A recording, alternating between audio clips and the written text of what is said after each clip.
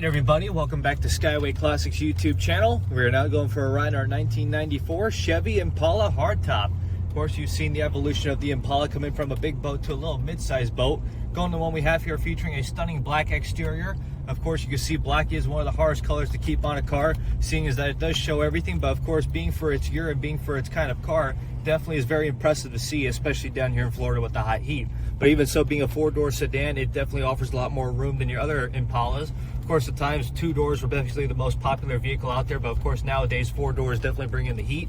But even so, looking at it a little bit more, you will see that it has the appropriate style five-spoke Impala wheels with the black wall tires to really blend in with the vehicle as well. But of course, going back into it a little bit, you probably remember this car from your childhood, whether you owned it or whether you got pulled over by it, since a lot of times police officers would either have the Impalas, sometimes the Caprices, which a lot of people usually couldn't ever really tell the difference. But even so, you will see that for its shape and form, it is still good to have for this day. Even so, you'll see we have some mild tint on the windows there to actually keep it a little bit better. Even moving on to the inside, you'll see that it is an automatic on the floor, offering as much room as it is from the outside to the inside. You will see that we have our nice little cluster here. Everything is working as it should. Do have a little bit of an aftermarket tachometer there, which does probably need to be adjusted, but of course that's also nice to have, since a lot of cars didn't offer a tachometer unless it was a rare option.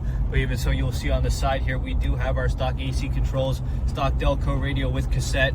Even so, you will see we have a little bit of our radio update features right there. As you can see, that little thing on the dash. Of course, it is a little bit harder to do it as you're driving and steering at the same time, but of course everything works. You have a good working horn, tilt column, even your controls on the door panel, which you control mirrors, tilt mirrors.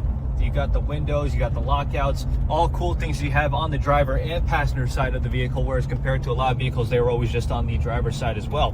But even looking at the back seats, you will see that offers just as much room as the front, having good material. Even so, you will see they embroidered the SS into the actual seats, which is a very nice touch indeed, especially the dash, which I have mentioned earlier. Everything about the inside of the car is just as beautiful as the outside. But of course, moving on, we will see that it has a nice 5.7 LT1 underneath the hood, featuring the aluminum heads. Actually a very nice riding motor. Offers a little bit more horsepower than your basic style vehicle, but let's open it up just a little bit for you.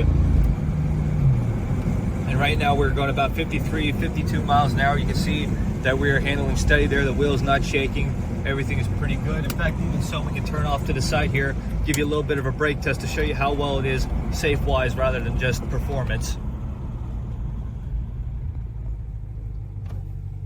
Brakes perfectly fine there. As you can hear, the idle is pretty quiet. Very nice sounding exhaust system, and you currently get more than this. But as for now, though, we are just going to get it turned around and up on the lift. So if you have a moment, folks, please stay tuned with us to see the underneath.